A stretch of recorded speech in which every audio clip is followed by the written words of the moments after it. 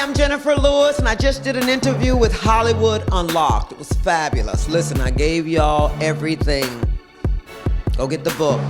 I didn't write this book to make money. I wrote it for you. Y'all know I got money. But don't ask me for none. Thank you. What up, everybody? This is Jason Lee, and this is Hollywood Unlocked Uncensored. And I'm Melissa Ford, a.k.a. the Curve Queen. Your boy Giovanni. Hold on. Okay, we've had a lot of people in here, but we got an icon, Jenifer Lewis. Yes. You are an icon. You know that. Hi, thank you. You know that. So, okay, one day I was talking online about feeling like I was battling depression. And, you know, in the black community, when you start talking about you feeling a certain way, people start to look at you crazy. But I feel on this show, you got to live in your truth. So I was talking about it and then ended up on the phone with Julia. And we were talking about your book. Mm-hmm. Got a copy of your book. Started reading it. Usually I'll read a chapter and put it down because I don't like to read. Mm-hmm. What's the name of that book? The Mother of Black Hollywood. All right. Oh, I read every word in this book. I just want everybody out there to know it's the Mother of Black Hollywood. We're going to talk about it all day. Suck it. So I'm reading this book. And I started to develop so many parallels to your story. It was crazy. Because I've seen you for years on television and film and have fallen in love with you as an actress and become a fan. Mm-hmm. But to read the book, it's just like, it's so relatable to my story. I'm just like, it was a roller coaster of emotions reading this book. Mm-hmm. Yeah. It was relatable to all of us, though. I mean, I'm just like Jason. I've been a fan of yours for many, many, many years. I told our audience I'm going to fan out because I can't believe that she's actually here. I can't either. She has been my auntie in my head for decades, for like at least 20 years. And when I read the book, it was, I mean, there's a lot of heartbreaking stuff in there, you know? Absolutely. And there were so many parallels that I felt as a woman in the entertainment business, the things that you felt, the things that you experienced. I mean, I don't want to, get ahead of myself because we're going to talk a lot about your book, but it's such a pleasure to have you here and have you just still standing and strong as you are. Yes, girl, I came through the fire. Yes. And now you're giving it to us. Well, I'm not going to lie. Don't get mad at me. Now, I haven't read it yet. But I'm gonna go read it because I've been hearing just amazing things about it. Two of you have read it. That'll work. That's good. But you just don't get to say shit. No, he actually represents the audience that is going to go get this book. Yes, there you I'm go. Gonna go get and no, read you this know book. I'm playing with you. I know, of course, I have to because you're really good friends with my cousin. Who? Chester Gregory. That's Yes. a you look a little bit like him. That's a singing son of a bitch right there. Yeah. I love Gary, Chester. Indiana. Give him my love. I will do. Speaking of Gregory, I did not. There's lots of sex in this book. Speaking of Gregory, Dick, Joe, Johnny, Jim, Tom, Dick, and Jerry. Yeah. Okay, so I always joke on this show that I'm a hoe, but in a joking way, I've said it. And I read this book, and what I love about you is just the sexual fluidity that you had over the years and being so open about it. Absolutely. Let me tell you guys something. I said this on The View. Ain't no shame in my game. You know, I was bipolar and didn't know it. Mm-hmm. Wow. And thank God I didn't do hard drugs. I could have gone to hard drugs. Honey, when I finally accepted that I was bipolar and went into therapy, my first thing my shrink said was, honey, I don't know how you are alive. Is that Rachel? Rachel, indeed. I feel like she's my best friend. I know. Rachel don't play, y'all. Yeah. Ooh, Rachel. Ooh, honey, I called Rachel 3 a.m. from Egypt. I was in Cairo. I said, I'm getting ready to fuck this Egyptian boy. She said, no, you're not, and hung up the phone. She said, it's 3 a.m. in L.A., bitch. Fuck you. Fuck your bipolar ass. But listen. Guys, I didn't know I was bipolar. You know, when I was a little girl, it was, here comes Crazy Jenny. Mm-hmm. And I was happy to have a word before my name. Mm-hmm. I was crazy. Here comes Crazy Jenny. And it didn't do anything to me. I always made people laugh. I would entertaining. Here's how it started, okay? Mm-hmm. 5 years old, I sang my first solo in church. The reaction of the congregation was like a tsunami of love that came and washed over my little body. And I stood there with my thumb in my mouth thinking, oh, this is life. And I never looked back. I was an entertainer. At 5. People standing up and screaming. This wasn't a shouting church, But people were up and screaming. I saw my mother over there crying. You know, it was amazing. It was an amazing moment. So, and then I discovered with the mania from the bipolar disorder, I became an alpha wolf. I was the leader. I was never a follower. I led the kids in the neighborhood. I could lead them straight to hell. They'd go. Mm-hmm. They'd follow my crazy ass because I was loud. You know, that's part of the mania, being loud and over the top. I've always been like this. Jesus, it sounds like me. And then let me get to the, then I went on into high school. Captain of the cheerleading squad, president of my class, a leader, a born leader. Took on off to college, ruled the theater department. You know, they used to have a call board that said who got the show and who didn't. And all the kids would be all, you know, crowded around where they knew when the list was going to go up. Mm-hmm. I just passed by there. I knew my name was up there. I'm like, what? Bitch, I know they're going to put me in the play. And they did. And that rush, that power of my dream, that focus, that determination, nothing was going to stop me. Nothing. Was that the start of the illness, though, or was that a part of it? I had the illness since birth, so but we didn't know it. Okay. You know, kids run around acting a damn fool. I just happened to be, you know, but what was wonderful about my life is, I was over the top and crazy, but I was smart. Mm-hmm. And I had common sense. I was a natural. I knew I was special. I used to try not to use that word to make myself better than anybody else. Of course, I grew up and learned that we're all God's babies, and nobody is better or worse than the other. Mm-hmm. But when I was a kid, shit, I was a queen. I ruled. You know, if the aliens had landed, they would have come to me and said, bitch, you are the leader. Can we talk to you?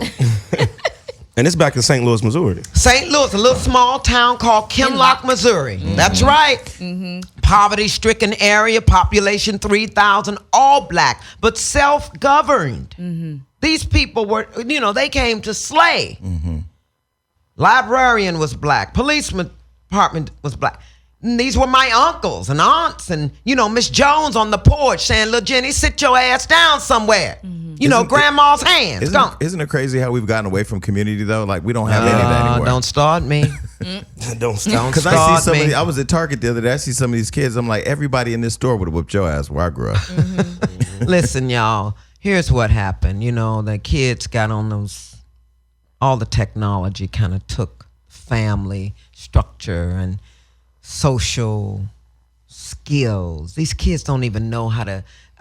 Julia, my manager, and I were in Seattle, sitting in the restaurant. We heard this cheering from a ballroom. Mm-hmm. And then we saw these young men, 25 to 18 to 30. And we said, what's going on in there? And it was like a session for these young men, to learn how to talk to a girl.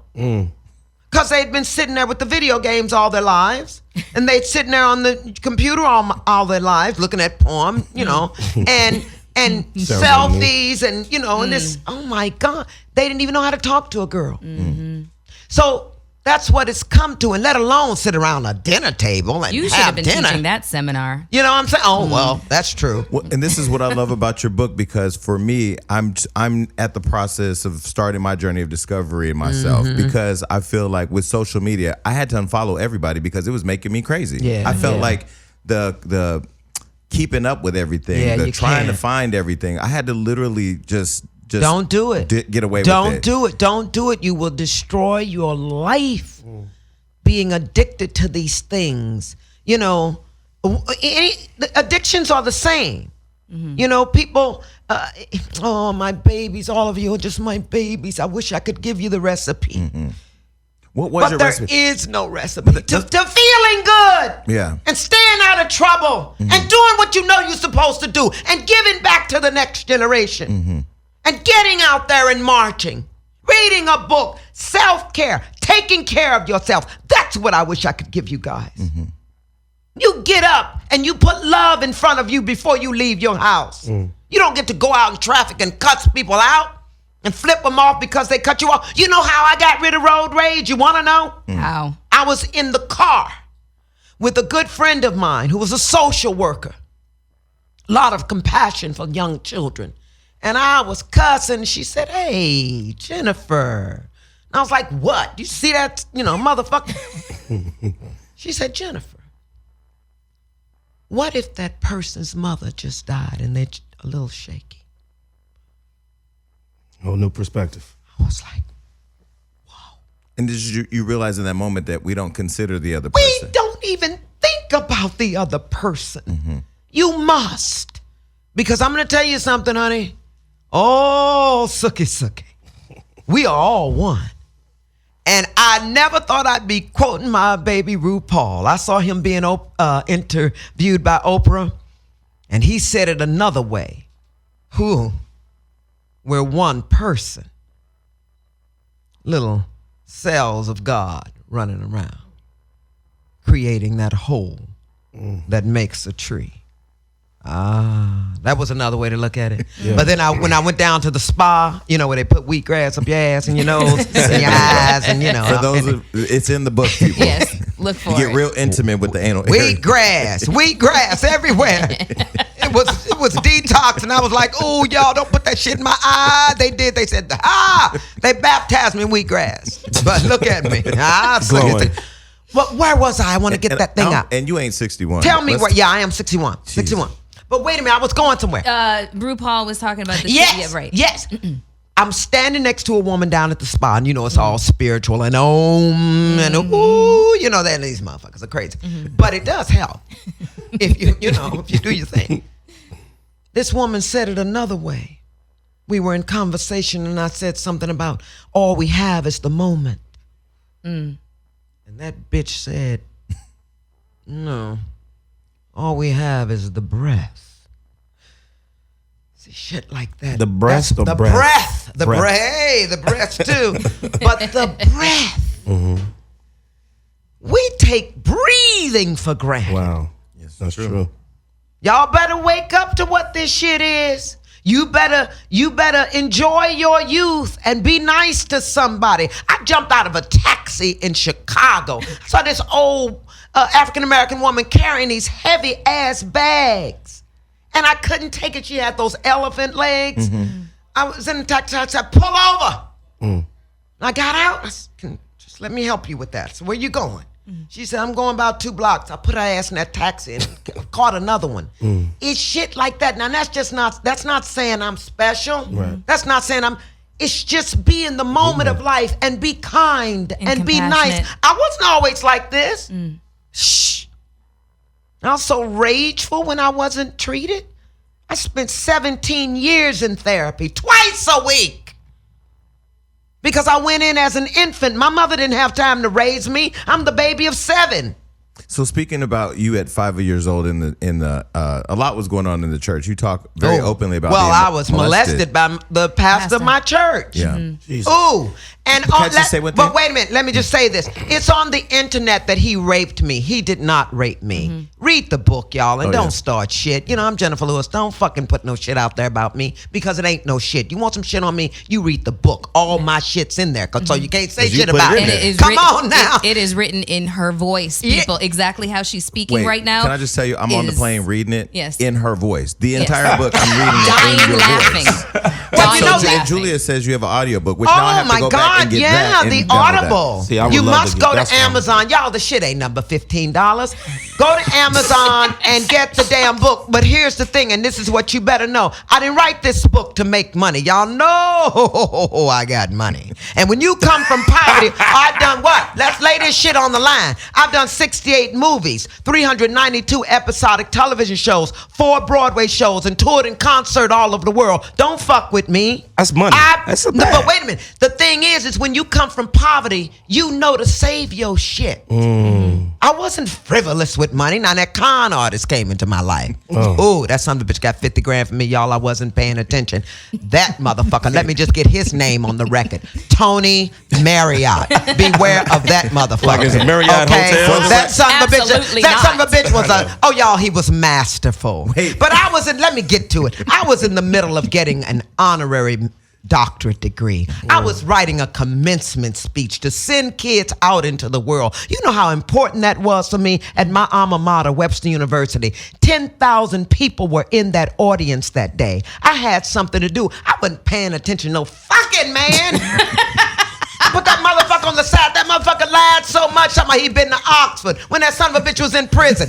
Girl, I wasn't paying attention. I was getting the hold on, listen to this bullshit. I was getting the She from the Midwest, boy. You can tell. listen, I was getting the Lifetime Achievement Award from the American Black Film Festival. I was on a hit show and shit. I wasn't paying attention, no man. Ooh, pay attention. So our audience, pay attention. Our audience right now is saying she's the only guest that Jason has never interrupted. That's true. Yeah, Wait, because can I go back to the 5 years Yeah, old? go. So I was molested at 7 years old. God damn, And, fuck. And I remember Hate when I was that shit. when I was, Those motherfuckers. You know, I wish I could shoot a bitch sometimes. when I was reading your book and how you told your mom and she didn't believe you. No, get it right. She believed you. No, she put the pastor on the phone with her. Tried to put the pastor on the phone with her. Right. Come but on now. But she didn't. I didn't. What I Wait a didn't, minute, let me tell that Okay, story. please. Those are delicate things. You Okay. don't throw that shit around. Okay. Yes, I told her. But you see, back then, there was no Oprah Winfrey. There was nobody telling. These women were scrubbing white people's floors. And you know, I'm going to say this out loud. Jesus, who is most black women's husband. Y'all better come with me here. Say that again. I'm here. Jesus is most black women's husbands. You see, they did a number on us. We are a conquered race.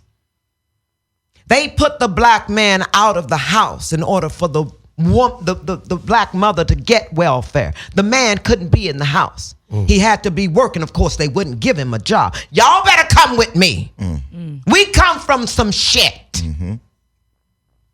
Oh, but Speak we on had a black president for 8 years, didn't we? That motherfucker will never wipe that shit out. I'm writing a song right now. It says, you can't erase what Obama did because he led with love. Don't fuck with me. So anyway, So you told your mother. I told my mom. I love this. Came in the house and I told my mama. I was surprised that son of a bitch came for me. What he did was, you know how churches visit each other, the choir. Let me give y'all the story. Just don't get it twisted. And I got to ride with the pastor. I was so happy. It was a privilege. Yeah, it was the pastor. I'm sitting in the front seat. He's driving. Ooh, I haven't told this in a long time. Stay with me now. Stay with me. We're here. So we're riding along. And, you know, I've always wanted to be in show business. I always wanted to be a star. So I asked him, I said, hey, Pastor Hurd, do you think I can be a star? He pulls over. He leans over to me. Ooh. He tries to kiss me. And I grind my teeth tight.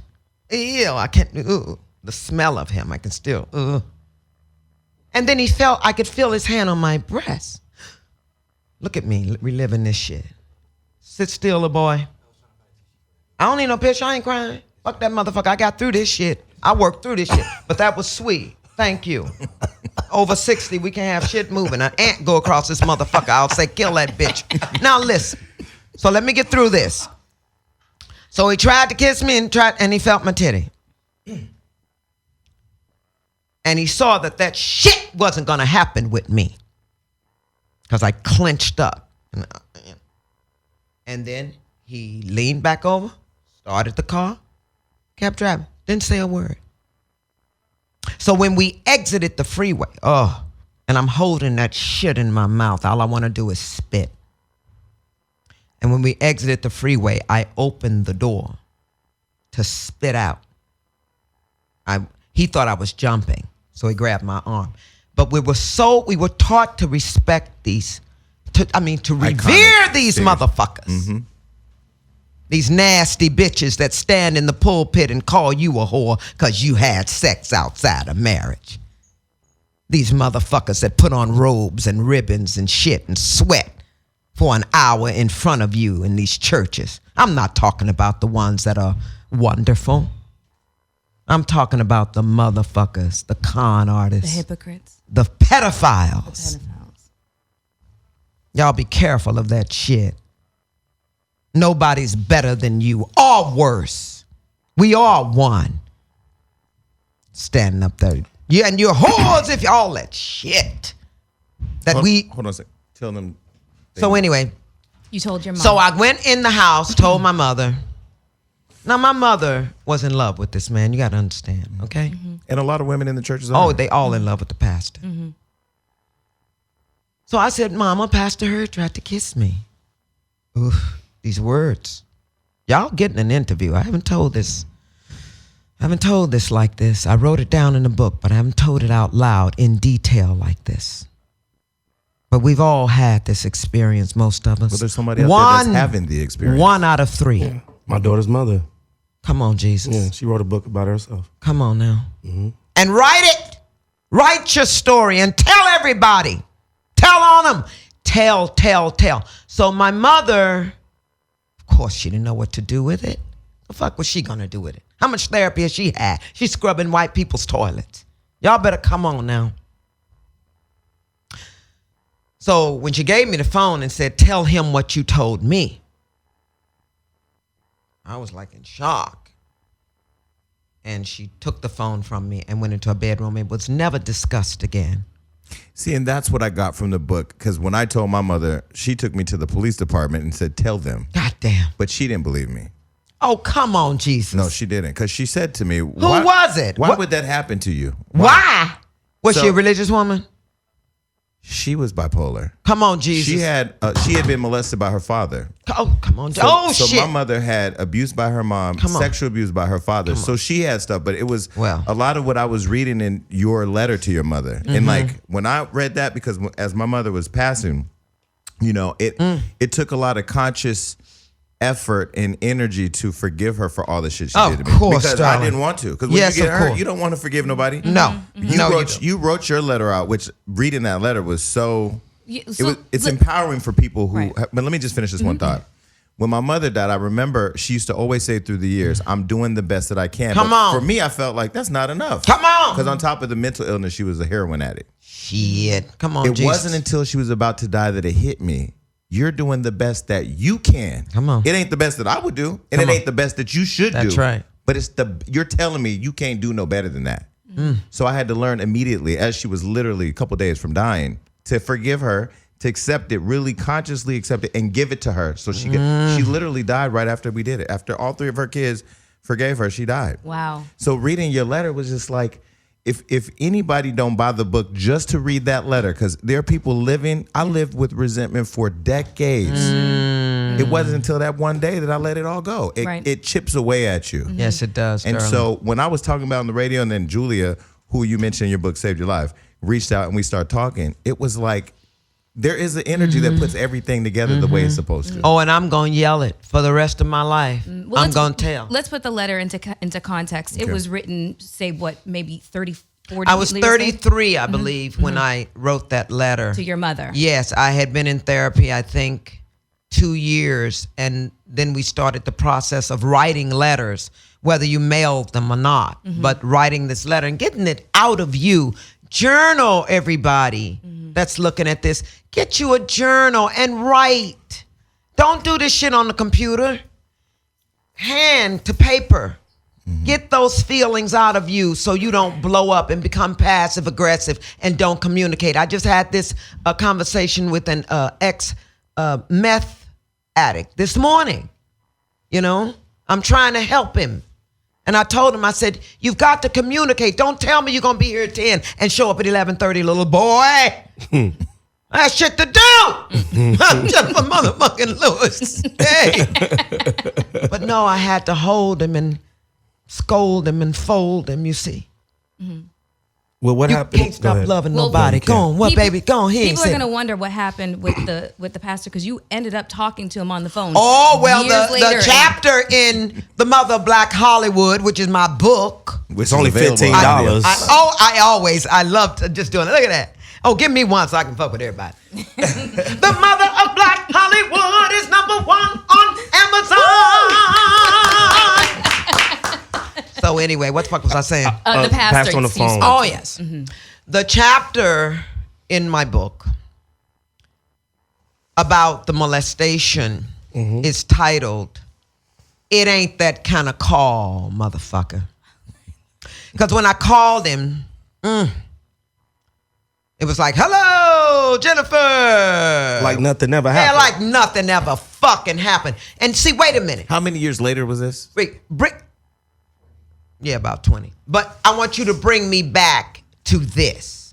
Let me go somewhere else first. God damn, I forgot where I was going. Okay. Hold on. This is when I made the call. Anyway, so, damn it. I wish I could fill that blank in. Anyway, so I called him. I got drunk. I had to get drunk. This was a man, once again, you got to understand, from 9 years old to when I left for college, you know, he was the pastor of the church.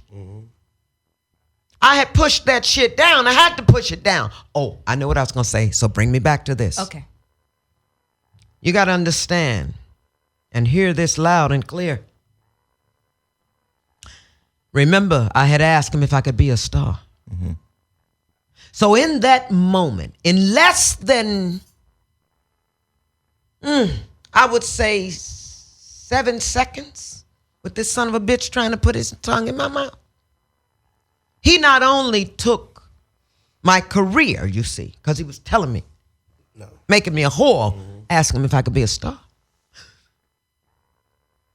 He took God from me that day because he was the man of God. And he took my mother. Took all 3 of them in 7 fucking seconds. I've never put it in those words like that.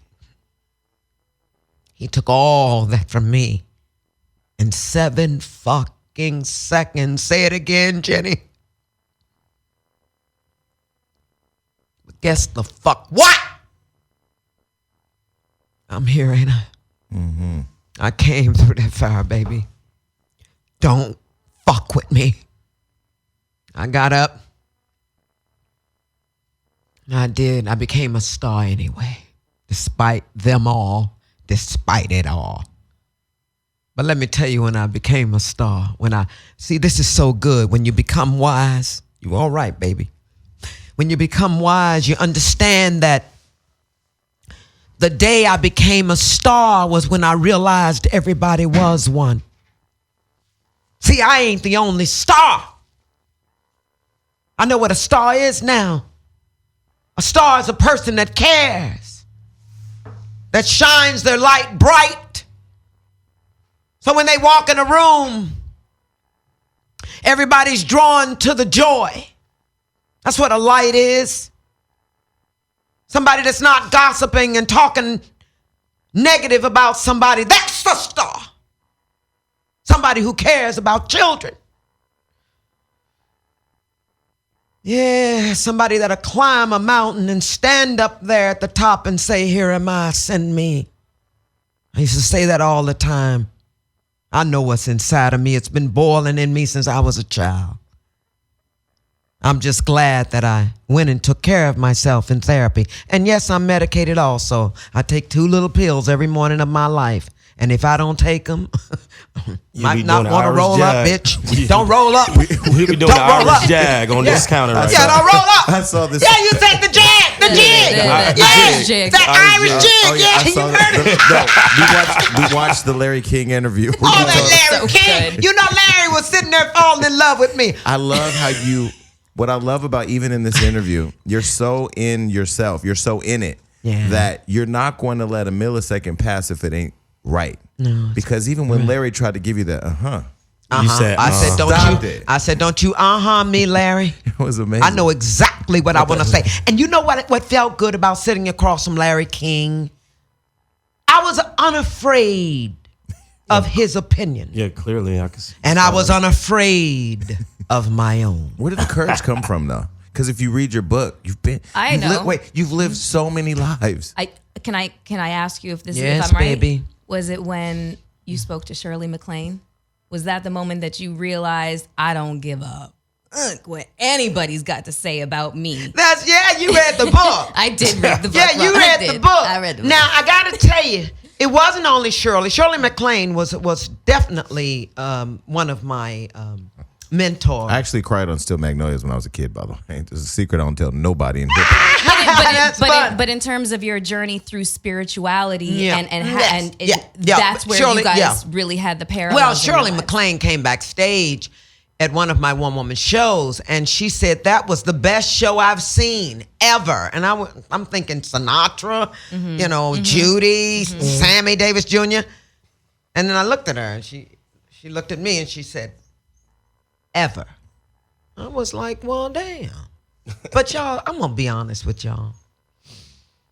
I've always known. I love it. God gave me so much. I was born with it. Were you born with confidence?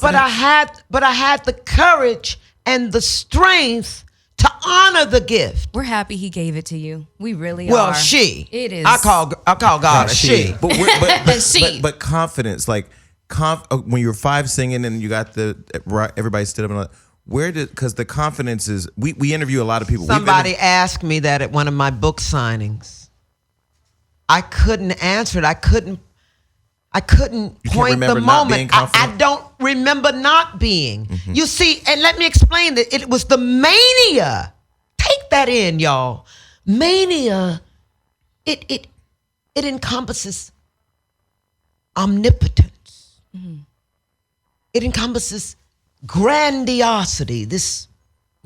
Okay, I'm gonna give it to you. You referred to Trump as having mania with Larry King. Oh, we gotta go back to that. We'll get to Trump later. Fuck that motherfucker. We don't need to go into that. We all know the story. All I want to say about Trump is, don't stay in that shit all day. Mm-hmm. Don't worry about that. That's gonna pass. Everything is temporary, including him. Including this administration. This shit is temporary. Even if they get back in, it's temporary. Don't you be scared of this shit. You be armed. And armed in knowing who you are. So when some shit comes to your door, and it's coming, that baby opened his door, picked up the package, and blew up. Mm-hmm. Some shit's coming. Okay. Come here now. Go ahead, baby. Do you want me to bring you back? Bring me back. Okay. Always bring me back. I got so much shit going on in my poor little head. So we're going to bring you back to the pastor. And we're going to bring you back to the moment that you talked to him after years later. And he's acting like nothing happened. And you were like, it's not that kind of calm, motherfucker. Yes. And he said, oh, Jenifer, this is 20 years later. So I get drunk because it's one of the hardest things I have to do, which is to call this man and confront him about that molestation. So you're 27. That violation. I'm like 30. 30. Gotcha. I'm 30 something in there, early 30s. And he picks up the phone and I said, it's Jenifer. Oof. And he goes, hello, Jenifer. We're so proud, because I'd done like Fresh Prince and a few other things by that time. We're so happy you're on television. And I said, it ain't that kind of call, motherfucker. Baby, I got that shit felt so good. I was cussing the pastor out. But I wasn't cussing the pastor out. That son of a bitch wasn't a pastor. He was a freak. He was a sociopath. Most of them are, because they don't feel shit. Sociopaths don't feel. That's Trump shit. He don't feel shit. He don't give a fuck about us. He don't care about us. He don't care about people. I just heard it from the horse's mouth. Somebody that's right in the White House I talked to. You want to know what they said? Satan is jealous of Trump. Wow. Wow. Sheesh. That's how evil that motherfucker is. Come on, y'all. He don't care nothing about money. But didn't you love that interview with Stormy? I love Stormy Daniels. That bitch won't hold that shit back. Yeah, fuck this fat ass. Spanked him. Yeah, spanked him. I said, stop talking about yourself, you green, you orange motherfucker. Give me that magazine so I can spank your ass, which is all you want, you freak fuck. And then I loved it, and she went back. She said that stupid motherfucker was sitting up watching Shark Tank for 4 fucking hours. She said she got her purse, got the fuck out. She said, you get me on Apprentice, you limp dick bitch. Okay, let me stop. Ain't nobody No, cuss listen like to me, the listen to me. Midwest. I don't hate that man. I don't. You feel bad for him. I do. Pity him. He's so sad. Some bitch sitting up there eating McDonald's and watching TV, and motherfucker is the leader of the free fucking world. This son of a bitch. And then to follow me, Obama with. I've seen you with the Obamas. I watched the Obama when BET did that special for them as they were leaving the White House, and I'm like, that's the same house occupied right now by him. I don't. It's like a different but world. you know what? We did it. Yeah. Oh, honey, don't you dare beat him up too much. We put him in there. Yep. Sitting up here, we are a nation in peace, no bombs going off anywhere, and that's all we do is sit up and watch the world being destroyed. You sons, it is our consciousness that has put Lex Luthor in the White House. And so, What did we think was gonna happen? Sitting up watching all that violence and sex and drugs, and that's what our kids have turned into. and speaking of kids, you were just in D.C. Yes, And you're the thing about you, even though I can't believe, I have to admit something. I did not know your career went back as far as it has. Why? In not even just, because I know you from, Fresh Prince of Bel-Air. We talking about white people shit. Oh yeah. Real white people shit. Not What do you mean, like Broadway and cabaret? Bette Midler. Like, Oh, I know. I knew about the relationship with Bette because y'all two are hilarious. Yeah, But- I gotta tell you, I have But can I say lived. something? Go ahead. with the millennials, even though your career spanned all these years, you're in touch with everybody that's living right now. I feel like even with the millennials and being in touch with what's happening in DC and understand the importance of not only supporting it by Twitter, but actually physically being there. You know what she is? She's hip. What is that? She's hip. Oh, She's hip. She's No, in no, the no. know. She She's really in the is. know. She got Somebody just Shangela told me living I it. wasn't hip, and I was like, "You're right. I'm really not." But she she's got hip. Sangela in the backyard. You We know what I am, guys? Besides the mother Black Hollywood. I love people. I've learned to love myself. You gotta understand, that's a powerful fucking statement to make. They didn't give me an Oscar, Emmy, Grammy, and Tony. EGOT. Yeah, they didn't give me that. But the beauty is that I see it on my mantle anyway. I got an electrifying standing ovation at Carnegie Hall. That's my Tony. My Emmy is Blackish.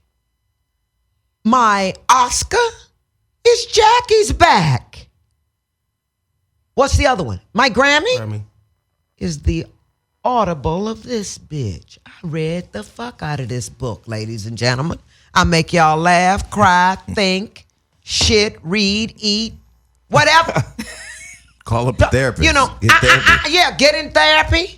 Take care of yourself. Take medication if you have to. Find a Puerto Rican. Listen, hey, Puerto Rican in these streets. Can I tell you that Oh my God, can I I went tell out you- with a 25-year-old 2 days ago. I did nothing happen. Okay. You know I wasn't gonna touch that boy, honey. Look, I wasn't gonna touch him, but it was sweet to be out with somebody that he was so cute. I couldn't help myself. He was down there at the spa. In San Diego? Tasty. Yes, but I didn't touch it. I didn't touch. Wait, can I tell you that I'm not gonna give. Look, honey, I ain't fucking up my life with no child. But go I'm ahead. not going to give away all the detail because people need to read this book. Yeah, they and do. I'm not just saying this because she's sitting here because we've talked about this book on so many shows. The relationship with that Puerto Rican. Miguel. Which one? Oh, no, it was Dominican. Dominican. Yeah, his favorite. I That's can't his believe you favorite. thought- I love Yeah. Dominicans. Miguelito But let me say Hermonges this. and Quez I just knew Gomez. he was Spanish, and I would tell you, I'm not going to say the way it ends, but I could have threw the book out the window. Because I was in that relationship with y'all. He was so sweet. He was the sweetest man. You know, I've never been married. I've been engaged 4 times.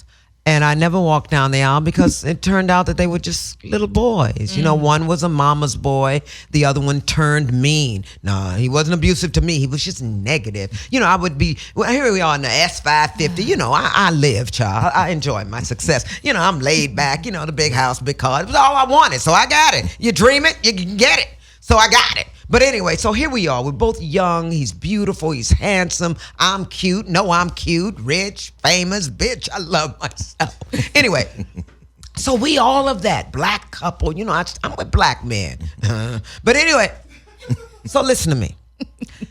Here's the example of some shit you got to get out of your life. Now, I walk in joy. Y'all looking at me.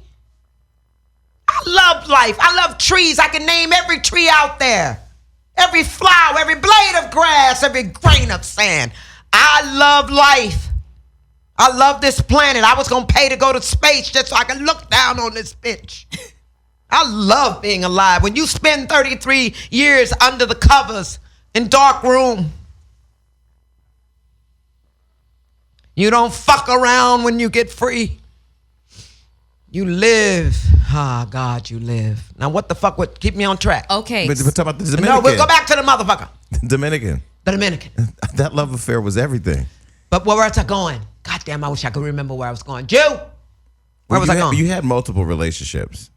Even the bouncer at the door. Oh, I was telling you about the guys I didn't marry. One was a mama's boy. Yeah, one was mean. Oh, the mean. I was going to tell you why it was mean. And go Right. back to the lovers, The mean to the fucker. fiancés. Okay. Here's the example of why I had to get rid of him. We're driving down the car, driving on a big car. Life is great, and I come up on an Australian tree that I know is extinct, but it blooms pink. They're a fucking pink tree.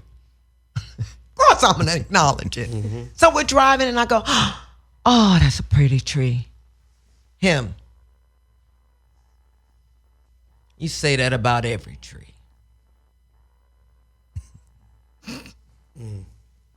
I was like, well, nigga, you gotta go. The fuck is wrong with you? I'm sorry, but don't them bitches help us breathe? Wait, but this wasn't the one.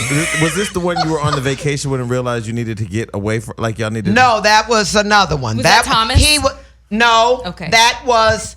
Jenifer lived her fucking Terrence, life. yeah, he said I could use his name. I didn't want to say his name because I called all of them and asked them if they wanted me to use their real name. Okay, so then can I ask you this? I'm going to bring you back. Come on, bring me back, Pastor Hurd. Pastor Hurd. Because you're having the conversation with him. It's not that kind of call, motherfucker. And you address what he did. I and how asked it him, made I you said, feel. why did you do that to me? Silence.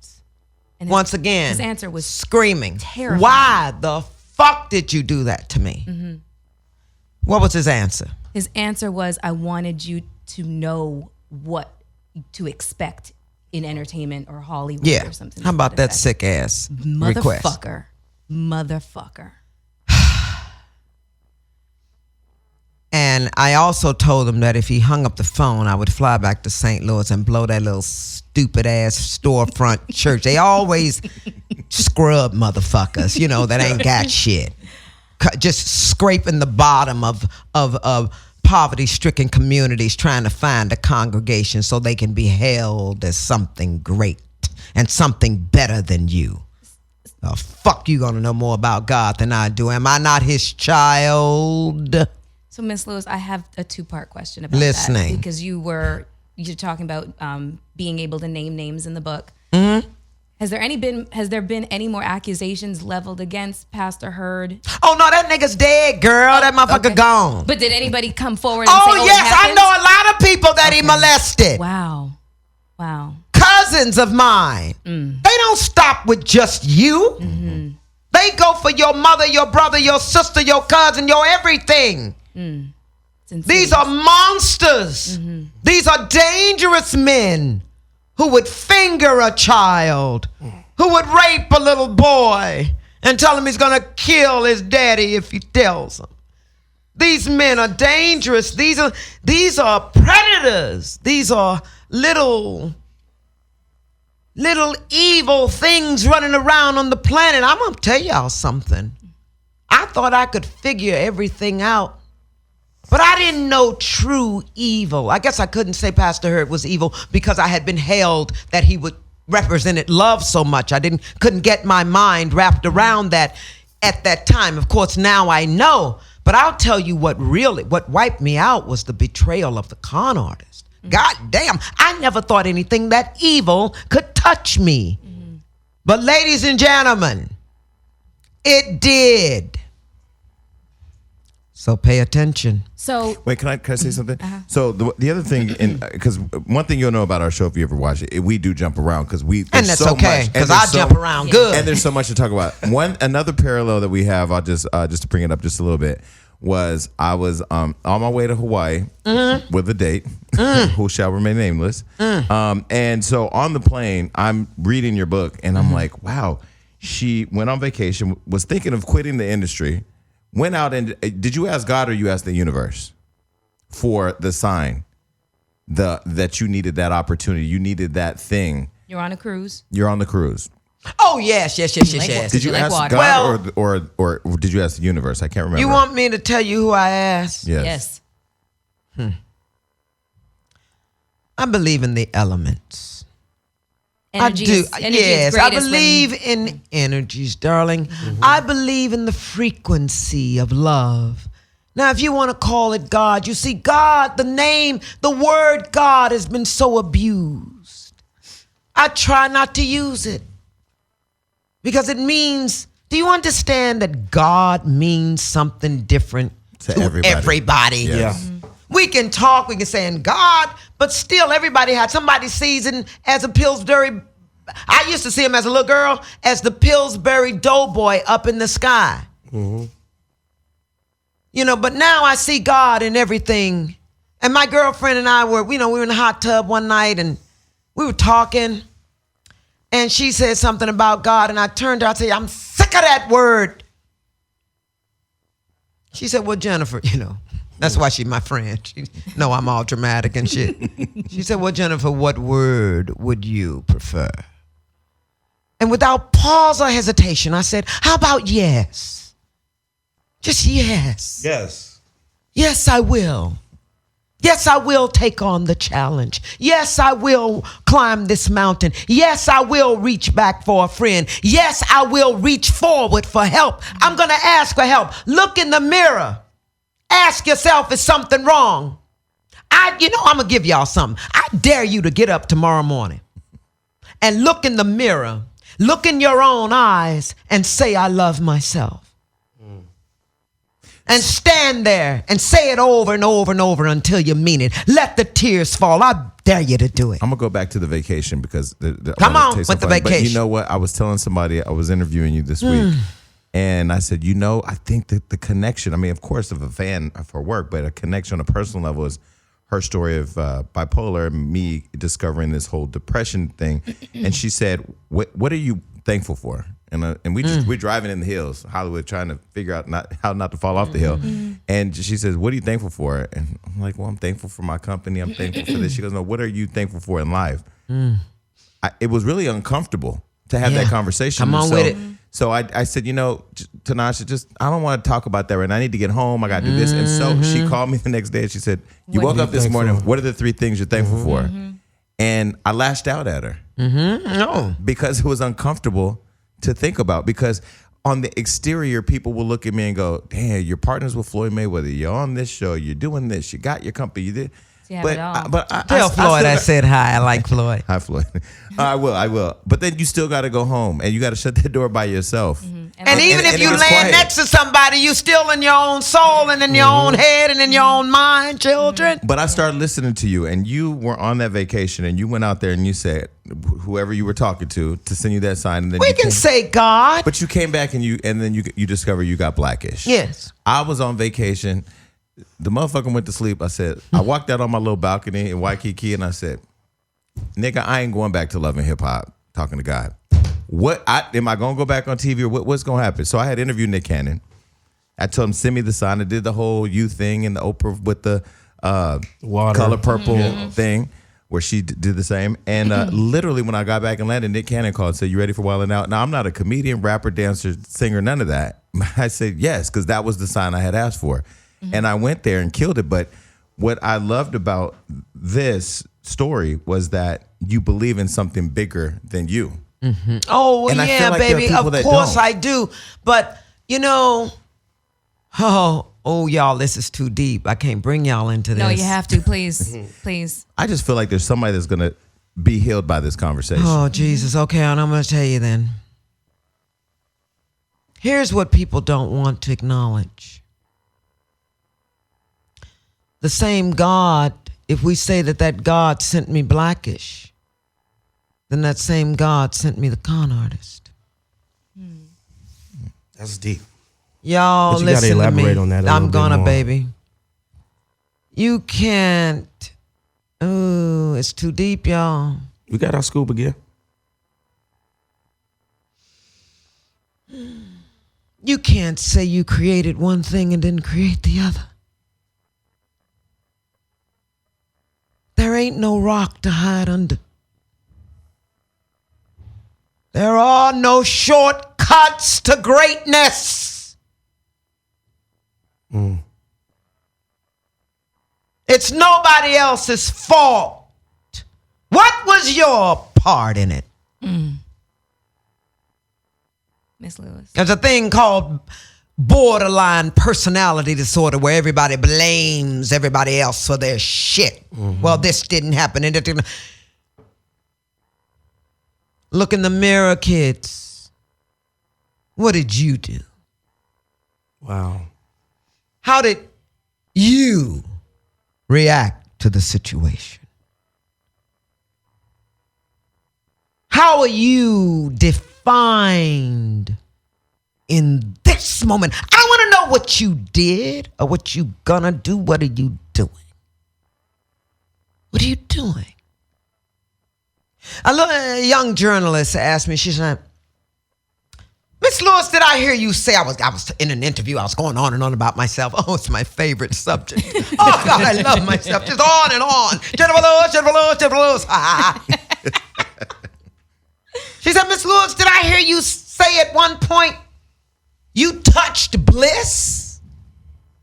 I looked at the phone. I was like, look, girl, I was listening. I said, "Yes, baby, I have touched bliss." Now, how many motherfuckers you know use the word Not a bliss? lot. Not a lot. Come on, but bliss. I dare you to name me somebody who said the word. Okay, let me tell you what she said. I have a good massage therapist at Bliss Spa Yeah, in LA. suck it My now. couch If is you called ever- the Bliss Sofa. Oh, bliss So out. I got a spa day for you when you're ready. Oh, honey, They ain't okay, got- I'm they- ready. they- going. I got you. You gon' okay, good. I'm gonna take you up on I'm that. serious. Because I got a guy that will spend 5 minutes on a toe. Oh, this guy's amazing. Wait. Suck it. And this guy, Yeah, and you this come guy's- from a toe. and Yeah, this well, guy's blind, but he finds every spot that I'm telling He's you. the best. blind. Blind. Filipino. It's amazing. A blind Filipino. You'll love him. Yeah, you send him to the house. I like that. That's nice. Now listen, where was I in that story?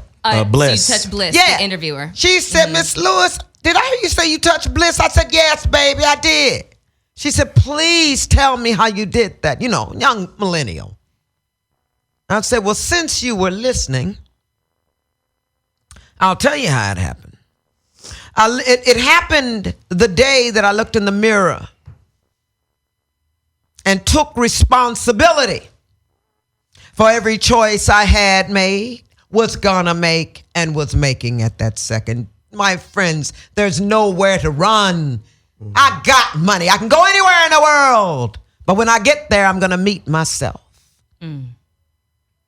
There's nowhere to run. Miss Lewis, whenever I'm mentoring, some young person and they're just kind of going through it and they want to do the blame game. Well, this person did it. My favorite thing to say, and this is why I feel such a kinship to you, because, in your chapter, we'll get to this, but dismissing the diva, your voice changed as you were writing. It changed. So I'll get back to that. But it's just like I always say, how were you a contributing factor in your own misery? Oh, shit. You can borrow that. if you How want. were you a contributing factor in your own misery? Oh, honey, that's easy. When we are not loved, when you've been abused, All you want to do is abuse. Oh no, honey, I was trying to kill myself for 33 years. And after the con artist, and this is the first time I'm going to admit this, because I had a little breakdown yesterday. Come on, Jenny, tell the truth. Give it to them. I told my manager yesterday, I said, I've been trying to kill myself for 2 years. Because I started smoking when my mother died. You can't smoke and be Jenifer Lewis. You can't do that dumb shit when you got skin like this and a voice like that. But see, when the con artist came, I felt abandoned by God, you see. So I was like, fuck you. I'm doing the goddamn thing I want. Now, I ain't no fool. I wasn't going to hurt myself. But I wanted to make a point. Yeah. How dare you send me what? I went down to the beach. I went, what the fuck now? On the day my mother died, you send me a con artist. What's that? What you want from me? And a wave came up. I went, don't touch me, bitch. Oh, honey, I cussed out the Pacific Ocean. My ego's too dead. My ego's as big as the ocean. And that's why it hurts so much. So don't think so much of yourself. That ain't shit gonna happen to you. The shit's coming. I told you when I started this interview, life's coming. Yeah. You better be ready when that phone call comes, honey. You better know who you are. I didn't even have time to mourn my mother. Tony Marriott is his name. I'm serious. Putting that motherfucker on blast. This is putting him on Rolling blast. the fuck up on me. I didn't even think anything like that could happen to me. Oh, yes, it can. It can happen to you. And to all you sons of bitches on the internet. But I got to tell you, my favorite comment. Everybody loves you on the internet, by the way. I know, but there's a couple that try to get me. And you know, those are the ones we pay attention to like a fool. Let me know if you need me to do anything. Wait a minute, that son of a bitch said, oh, Miss Lewis, you've been victimized. I love that comment. I was victimized. Victimized. I love y'all slang when people say things like, I can't even think of them now. But they're so funny when y'all chop shit up and make it your own. Like a meme or like a meme. It's all so funny. And then somebody said, when I made something like, red lips for my book when I did the D challenge. The book for the book challenge. Somebody said when I said titties and hips for my book. Wait a minute. Somebody wrote. You cleaned you cleaned it up on The View because I watch The View every morning. You got. But come on now, that's The View. You read the book. And I said flips and tips for my book. Now, wait, hold on. She knows how to adapt to her environment. No, I can. Because I was watching you on The View like this. Come on, because you and Whoopi have a long relationship. Well, I said something like, "Look, girl," but Whoopi was like, "That was not what she said." Because I bust in that room and went, "Bitch, where's the piano?"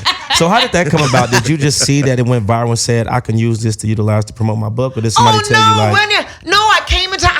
I had worked 12 hours on Blackish. I came home. DJ's drag queen ass was in my kitchen with another DJ drag queen. Shangela. Shangela. Who would be at my house but two drag queens when I get home? So DJ did one, Shangela did one for the chicken. Yeah. So he had the music right there. And the other little drag queen I call Mouse, he looked like a little mouse. He's so gay. He came to my spiral staircase. Yes, I have one. And he said, "Oh, Miss Lewis." Because he's saying gays pronounce them they gay S's. motherfuckers will elongate an S. He said, "Oh, Miss Lewis, why don't you do one for the book?" I said, "Little boy, I'm going to bed." And he said, "Oh, Miss Lewis." And it was so funny. So I came on back down. I said, all right. And they showed me Erykah Badu. And I said, okay, I'll make it a little nasty, but I ain't going to be too nasty. Mm-hmm. And then I looked over. I said, hand me that plate and that pig. Don't ask me why. I'm an artist. You just start to create. Mm-hmm. And I just started rapping. It was so cute. And that's why I said, these fools told me to rap for my book. Come on, y'all. So I tap for my book. Come on. So you freestyle. Red lips for my book. Yes. Titties and hips for my book. What you say next? I hit a high note for my book. Yeah.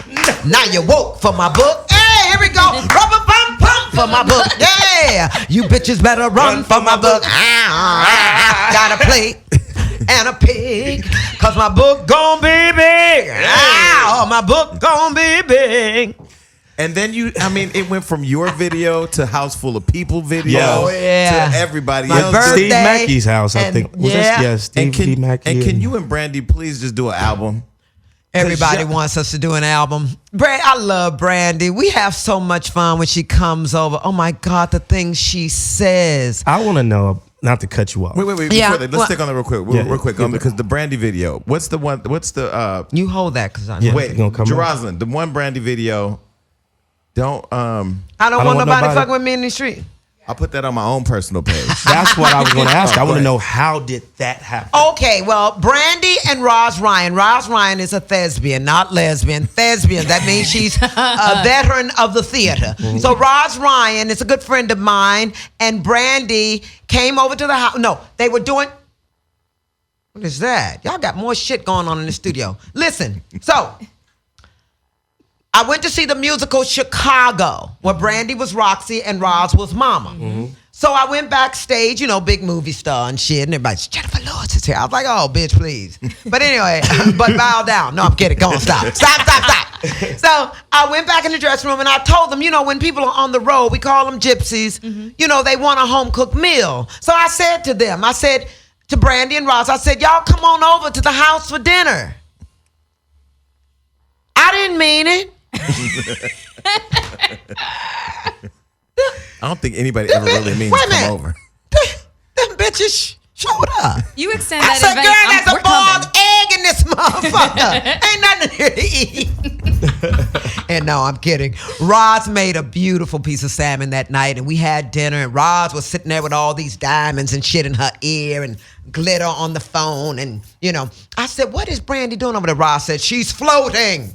Let her float. I was like, okay. So, and it was Brandy's first time in my house. So she was walking around looking at all my art, right? And she would say, oh, this is an African street, or this is an Uzbekistanian street, or this is the Serengeti. I travel all over the world. So listen, she was saying street. Then she went in the refrigerator to get something, and she said something about a street, and I got sick of it. I said, bitch, what the fuck is your millennial ass talking about?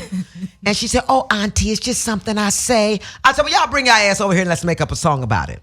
So it was originally when I hit that chord and said, I don't want nobody fucking with me in these streets, what was going through my mind was the con artist. Mm.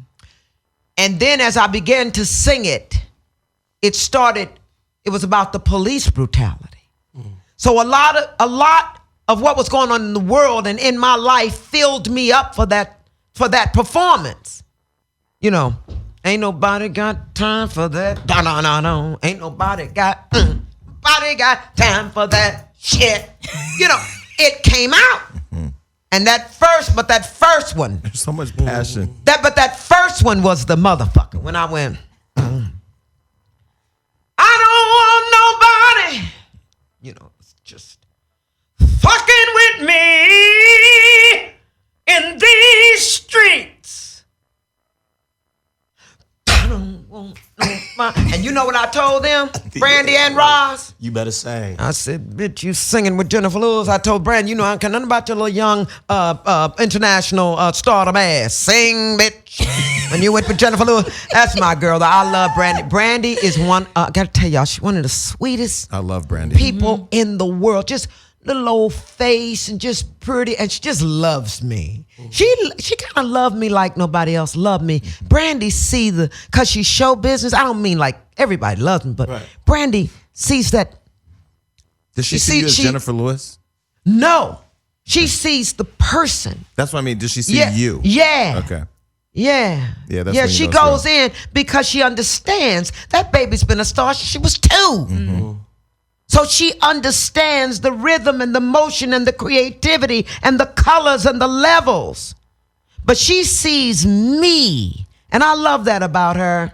When she got, I didn't know who Brandy. I ain't never heard Brandy's album. Since I've known, I started listening to music. But y'all young and shit. I stopped at Aretha.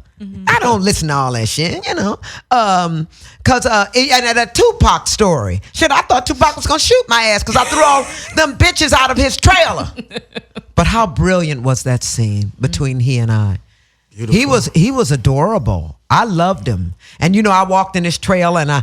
I like how you just casually say Tupac. Like the people nowadays, some of these rappers that disrespect him in his that era and think, he's not as relevant as Tupac, the person, the actor, the artist. The person. I met the person. The activist, yeah. And the activist. The Rodney King riots, I believe, had happened like 2 weeks before Tupac and I filmed that scene in Compton. John Singleton, he directed that scene, and that line in there. Boy, shut the fuck up and put the cigarette out. That line wasn't in the script. That was Jenifer Lewis. Yeah, it was me. It was me. I was sitting there holding that lettuce and shit to tear his ass up. And I knew it would be okay because what we had to show in that movie with the mother was where those kids had come from. Where had Regina King come from? Being all, where had Janet Jackson or these characters? How had these kids developed having a mother like the character I played in that movie? See, I try to give, when I play these mothers, I give them sass, I give them, flavor, but I give them warmth. I give them compassion. I am representing the most powerful entities on this planet, the middle-aged black woman. Right. I don't take that lightly. I give them a sense of humor. They're crazy. But Ruby on Blackish is a bit much. I'm sorry. I love you on Ruby Blackish. is a hot mess. That ain't right. They got her as a con artist. She done blown up the boat. She done put the car through the garage. She, Lawrence Fishburne was a pimp. Pop was a pimp. Why they got to be all that? But when I get the script, y'all, I laugh so hard. It is one of the funniest shows I've ever seen. Who would you like to see play you in your movie? Brandy wants to play me. Brandy gonna play me. She sure gonna be in it though, or she'd kill me. She'd cut me with a knife. But I don't know, darling. I don't know. I don't know. Personality. They have called some people. Y'all better call for the movie rights of this. I was going to say, this is definitely I think the people that call, I think they're full of shit, though. So anybody want to do this movie, you might want to do it. Because, I'm hot now, man. All my stuff. That thing I did on mental illness got 10 million views. In these streets got 45 million views. I know you're a social media and that stalker. thing, and I didn't know that was going to happen. But now that I have that platform, I'm going to tear y'all a new asshole. And with the kids, too. When the shooting happened, when your video came out, I put that on all our channels, too. Yeah, and then this new one I did after Parkland, Our Children Shouldn't Have to Run from Bullets. That's what I'm talking about. That came right out of Let me tell you how that happened. It was Valentine's Day. Oh, Lord Jesus. Give me a moment.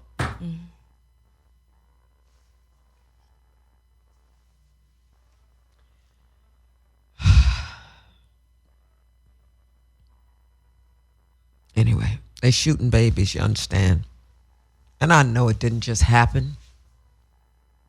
They've been shooting our babies since the dawn of time.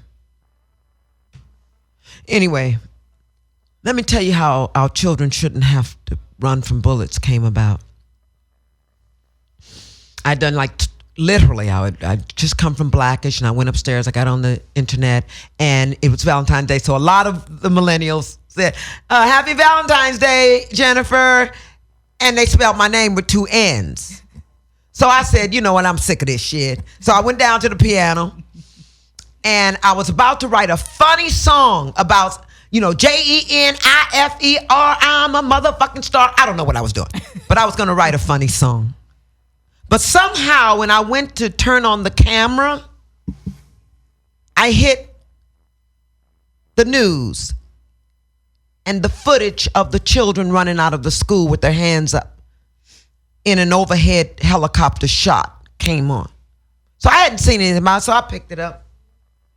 And there was one kid, come on, Jesus. One kid whose arms were not up. Now, you got to understand, it's a helicopter shot. Mm-hmm. So I can't see his face. But his arms are like this. The baby couldn't even get his arms up. So I knew he was in shock. You see, I've had a knife to my throat. I know what shock looks like. That boy couldn't get his arms up. And all of a sudden, I didn't care how my name was spelled. And all of a sudden, wasn't nothing funny. And I hit that chord again. And I screamed, our children shouldn't have to run from bullets. I'm going down to Parkland, I think in 2 weeks. And I'm also going to Flint. This is all on my book tour. I'm not just going to my signings. I'm going into these cities and represent, okay? You've been known for your social activism for a very long time. Specifically, I think the start may have been around the AIDS crisis in the 80s.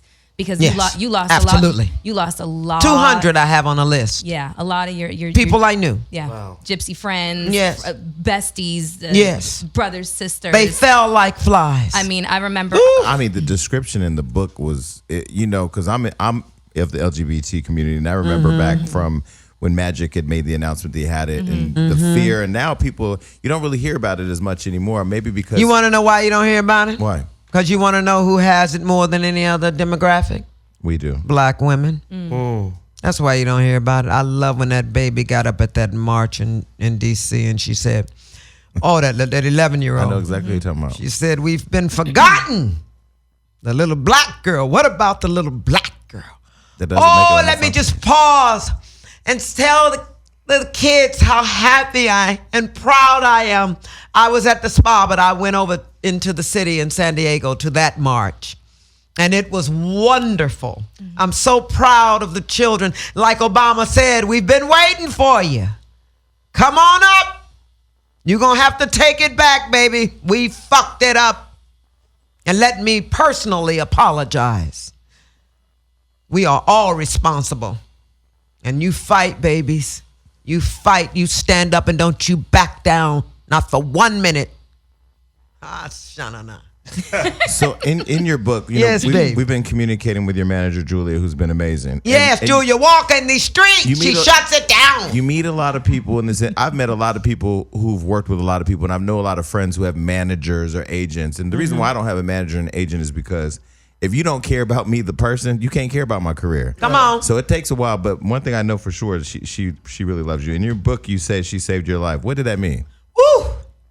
Okay, here we go. Now, y'all see me. So we're all out in the hot tub one night. When you turn 60, you be in hot water all the time. And Julia said, so Jenifer, when am I going to lunch with you and Tony? Tony Marriott, the con artist, who said he had gone to Oxford when in fact he was in prison. God damn. Anyway, this motherfucker. But he was masterful. He was a masterful. This wasn't just no motherfucker off the street. He was masterful. He had been in and out of jail since he was 15. He ripped off 13 people of $4.3 million and went to jail for it. Got out, started doing the same shit over again. Eek. But anyway, so Julia said, Jenifer, when am I going to lunch with you and Tony? And now it's dark out there, a few candles going around. And I didn't see her face and she didn't see mine. But my response to her was this. Well, I just kind of want to be alone.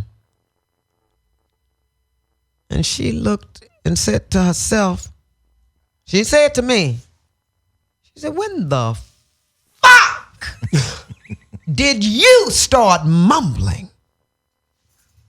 Come on now. You got to keep good friends around you. That know you. So when some shit happens, they'll see the change. Ooh. I told that motherfucker I was alpha, but I didn't tell him I surrounded myself with generals. These weren't soldiers. These were generals I surround myself with. Intellectuals, good people, long-time friends, no new people. No new friends. Come on, Jesus. She recognized that my behavior was different. Now, if she hadn't been close and she didn't care and she didn't love me, she wouldn't have seen that. Talking about we just want, the con artists got to keep you isolated so they can take everything from you. Right. Well, whoops, motherfucker. You didn't get it all. And like I said, and let me say it again. What you got, nigga, was sushi to me. Stupid bastard. I'll tell you when I softened, because I knew something was wrong. Pay attention to your instincts. Are you like this all the time? Every fucking day, and I ain't even had no coffee. Wait, this is you all the time? Every fucking day, and I love it. I love myself. No. I love that I am this expressive. And the one thing I want to say to him is this, and tell y'all, because they'll do anything to get your money and to get you and get what you got. You shouldn't have used your kids. I ain't done with your ass, nigga. See, he gonna don't get comfortable. Gonna catch a fight. Don't you ever get comfortable. See, he used his kids. That was when I softened and said, yeah, I'll invest in this project. That's when I said yes, because he brought his kids over to my house, set them around my pool, and kept them there only for a little while. Y'all, I didn't expect it. I didn't even see it coming. Yeah, I didn't sense it. I didn't sense that something that evil could happen to me. Oops. True con artist, sociopath. Lacks empathy. Yes. No remorse. Can use children.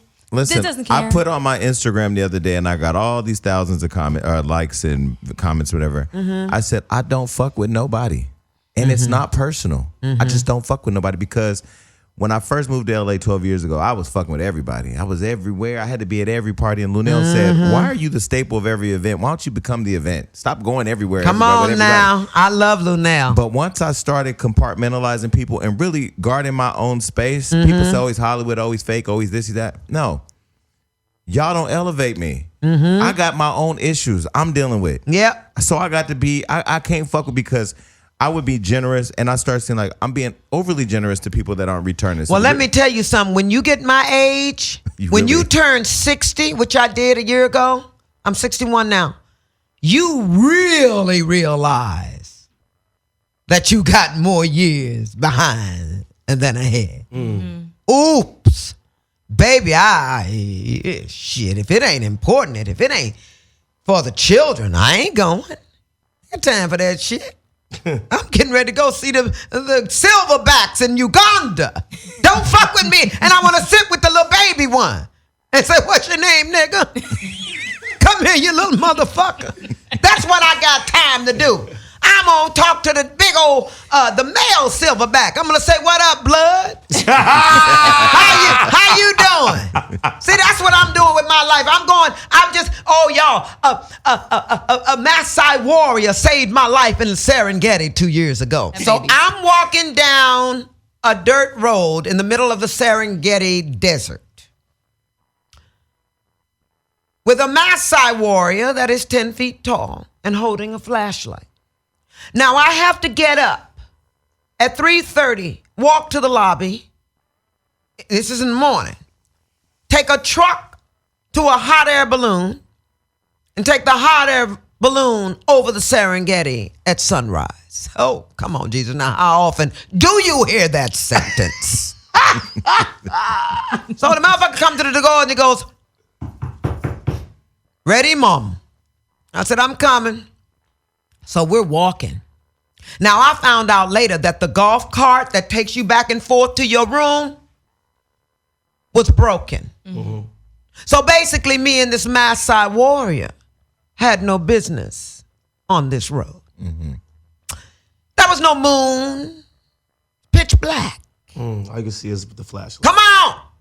So we walking.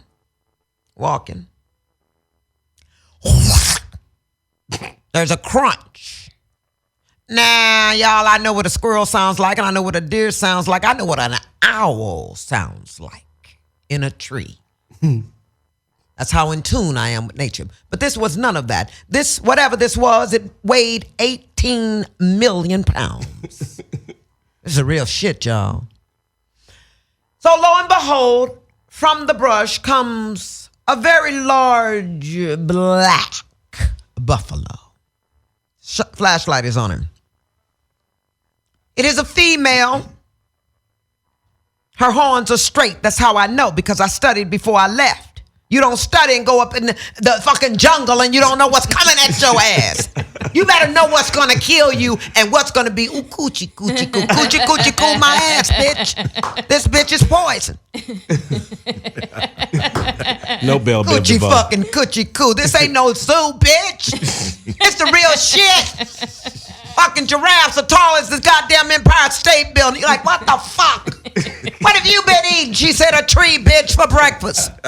An entire tree. So wait a minute. So here she come. Horns pointed.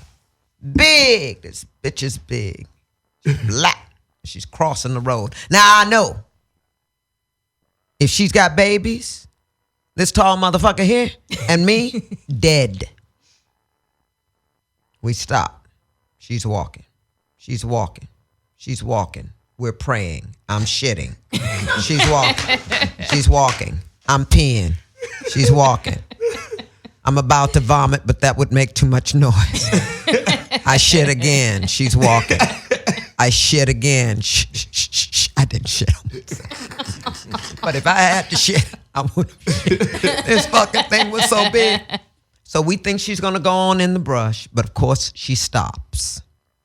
The Maasai warrior says to me, "Don't move, Mom."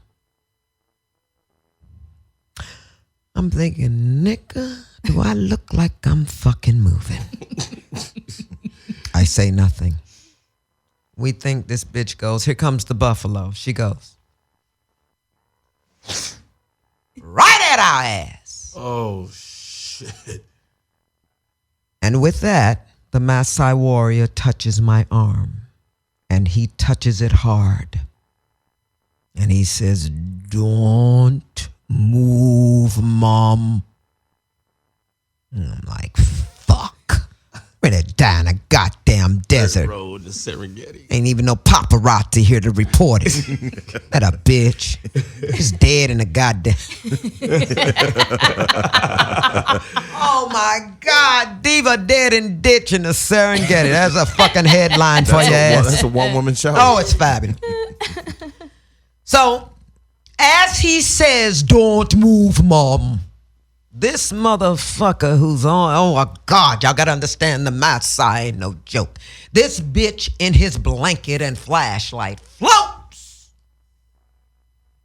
and puts himself right in front of me. And of course, my stupid ass, I went. Because the truth is, and you know it, had the bitch charged, I was pushing his ass into and getting the fuck on back to my cabin. Fuck that. You fight him, bitch. You were raised here. I'm a fucking diva. I'm a star, baby. I'm a movie star. I gotta make it back to LA. I got Blackish to do, bitch. I need that check. And I told him, I said, "And where's your spear, bitch? Every time we see you motherfuckers, you got a spear in your goddamn hand. I get a motherfucker with a flashlight." So what happened? So the buffalo's charging towards you. They charge. So what that majestic, tall, Silver. God, black man, Maasai, he proceeded to make himself bigger than that bitch. Like a winged hawk.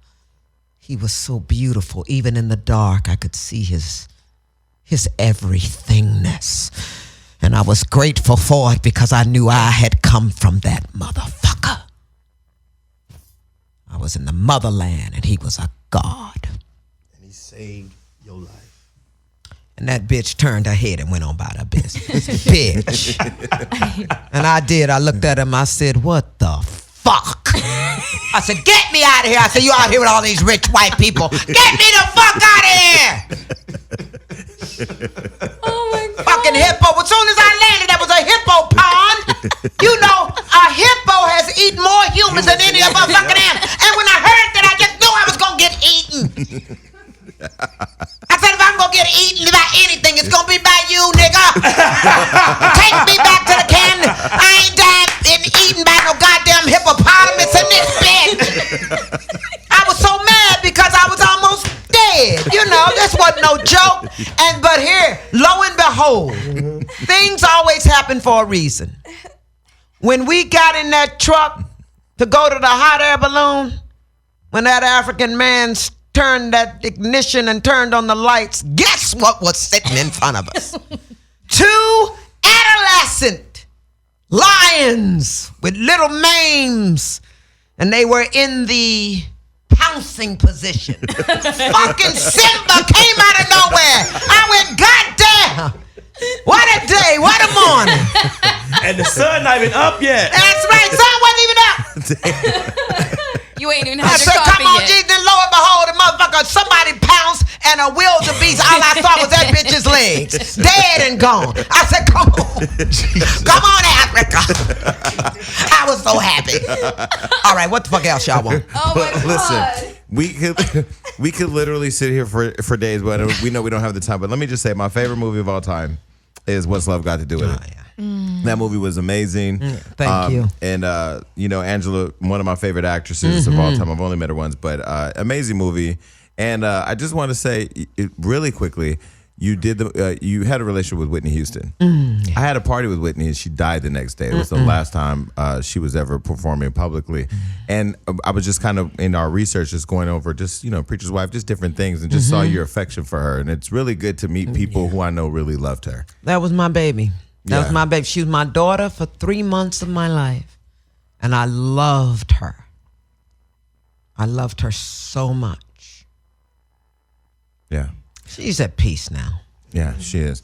So that was all I was going to share. I would just say the last thing is just thank you so much, as you all say your final words.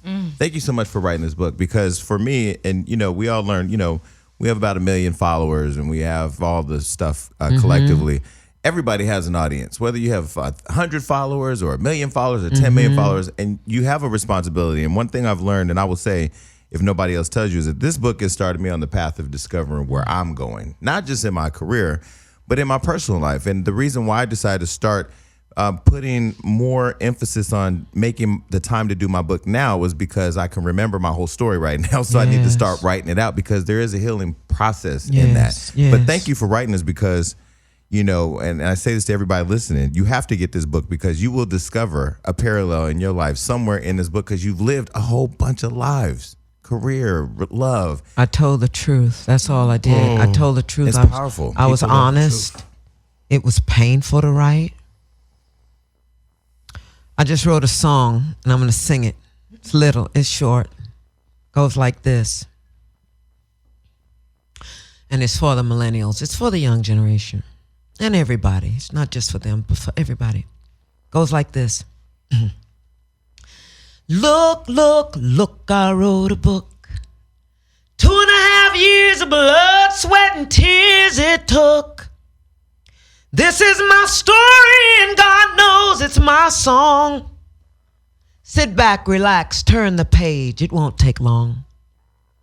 The pain and the drama, playing everybody's mama. The mother of Black Hollywood, everybody's telling me it's so good. So look, hey, where's your book?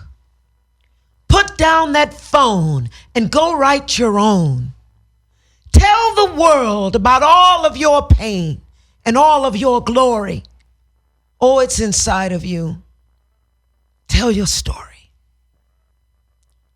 God, you're amazing. Beautiful. Jesus That's Christ. my song. And you're the only person to make every host tear up. You're the only one. I saw all of that. Because everybody has a story. Yes, we do. And we appreciate you for sharing I yours. saw you. Melissa, what do you want to say? Make him go first. I love this woman. I want to just say that it is a complete honor to be sitting on the side of you. Aww. And I myself have looked up to your body of work for a long time. I'm an actor myself. I have a recurrent role on Unsolved right now. Come on now. And I look at you as a pillar of just a true person. And I guess my last question is there anybody in your magnificent lifespan that you haven't worked with that you would like to work with besides me? I know that's right. Because it's going to happen. Wow, that's deep. I've worked with everybody. Wow. You know, Sharon Stone and Tom Hanks and Meryl and Denzel and Viola and I were in the same movie, Antoine Fisher, but we didn't work together. Wow. You know what? I'll tell you, let me answer a better question. I want you guys, I don't want you to forget that you had a black president who had dignity and grace and intellect. I never worried about him because I knew I was safe during his administration because of how he looked at his wife and how he looked at his daughters. I would like to sit and have a conversation with him and Michelle. That's who I'd like to sit with, not so much work with. I like to work with them too. You know, give me a challenge. I'll meet it. Cause you'll sneak down in some shit. Cause you snuck down in that. In your Oh book. yeah, honey, I'll get it. We're not gonna get in that story. Go on, babe. Yeah, honey. Don't try to keep me out of nowhere. Jennifer Lewis ain't standing in no line. Hey, Melissa. Okay, I'm gonna try and compose myself, and there's just so much. In regards to writing a book, I've struggled with, you know, the same kind of feelings of inferiority and unworthiness. And who wants to hear my story? There's days I'll wake up and I'm like, I feel insignificant, you know? Your book addresses that and kind of gives you strength. So everybody, you got to read it. 2, we idolize some of the same people. Lena Horne. I remember when I was a little girl, I was trying to figure out who I wanted to be. And when you're young, you have to look towards people to try to identify absolutely what you value. Absolutely. You know? And I looked at women like Lena Horne, Dorothy Dandridge, Josephine Baker, Felicia Rashad. These are women that I held in the highest regard because they were just so composed. Yeah. And so poised. They could level you with a look. And they were inside. They were so. But you know what? You know what it really boils down to? I hear what you're saying, baby. What it boils down to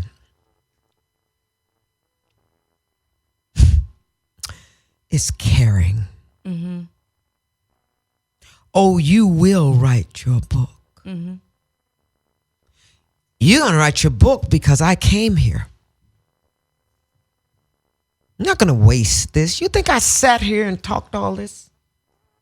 Laid my soul. You think I came out of my house today for you not to write your book? I told you I had a nervous breakdown yesterday. But here I am, signed, sealed, delivered. And you know why? Because I care about you. And you and you and you. I care. We have a right to pursue happiness. You don't get to have low self-esteem. Work on it. Get a journal. Write it down. You pull that shit out like a weed if you want. It grows back. You got to go deep to get pain, insecurity, unworthiness, chaos, and confusion. Leave that shit behind. Look in the mirror and love yourself. Look at you. You're as pretty as you can be. You don't get to even think that you're unworthy. You call me on the fucking phone. I ain't gonna answer, but call any goddamn way. Can I text you? Hear me that shit. I say I ain't gonna answer, but call any fucking way. But you know I had to break it because when it's so deep like this, you gotta break it with laughter. You see, you gotta bring it back to. You gotta get people's cells dancing. You gotta leave them hoping and succeeding and singing their own song. This is my story. This is my song. I can't believe I did this shit. This shit almost killed me. Going back to all that death from AIDS and my mother and the con artist and the knife to my throat and the molestation and the abortions. Yeah, I did it. Yes. And here I am. Because somebody cared. Now, I care. Don't let that shit be in vain. You see, that's Carnegie Hall. Every time I lived 2 blocks from Carnegie Hall, 5 blocks from Carnegie Hall for 10 years of my life. And every time I passed there, I wouldn't do all I do is just point my finger, this one finger, one day, every time, one day. That was Carnegie Hall. So not only did I sing in the great hall, but I received an electrifying standing ovation. And there was a 92-year-old couple sitting front row center, and I knew they had those seats for 90-something years. And guess what? That was who I wanted to stand up at the end. And guess what? You can see it on YouTube. They're sitting there, and at one point, the wife gets up real slow. And then she helps him up. Mm-hmm. She helps him up. Yeah. And guess what? You think Shirley MacLaine did it? Couldn't nobody touch me after that. I've seen the likes of Nina Simone, Lena Horne, what's her name? Shirley MacLaine. What did I say? Lena Horne came to my show. Shirley MacLaine. Jesus, everybody. Sidney Poitier. Yeah, Sydney, Lena. I met Tina in oh God, y'all, I know them all. Who? I met them all. I sat at their feet. I listened. I learned. Aretha said, you read in the book, and she says, oh, Jenifer, I didn't know you had chops like that. Fucking chops. How the fuck you gonna have Reese Franklin tell your voice is chops? Chops! That fuck, man, you can't do nothing to me. I got chops. And this from Aretha Franklin. And red lips for my book. Oh, titties and hips for my book. All right, y'all leave me alone. Let me go home. Thank you so much. And for everybody, if you don't read and can't read, get the audio Yes, book. you Shit. Because you can write in LA traffic, you can hear this whole book. I'm Yes. getting Oh that yeah, audio. the Audible they say it's so good. I've heard a few Beautiful. chapters. Okay, so now that you've come on the show and we've fallen more in love with you, we coming to your brunch. I don't know. We gonna call Julia. We just gonna Yes. text Julia every week. What's going on? It's happening. But thank you so much. It really is my pleasure because the bottom line, guys, is I care. I can stay here and be funny and carry on and tell these wonderful stories, and they are wonderful stories. I'm grateful that I had such an adventurous life. My life has been adventurous, and I took risk, and it hurt. My life hurt, and it was painful, but I came through the fire. My therapist called it soldiers that were inside of me, and I took that name on, and yeah, I marched, and I'm still marching. Literally and figuratively. I care. Well, you always have us to have. We got your back. So anytime you need us, we're Thank going to be you. there. Yeah. All Okay. right. Thank you so much, Jennifer Lewis. Yes. Okay. Thank you so much. Thank you, guys. Okay. God bless. Bye, Thanks. everybody. Bye.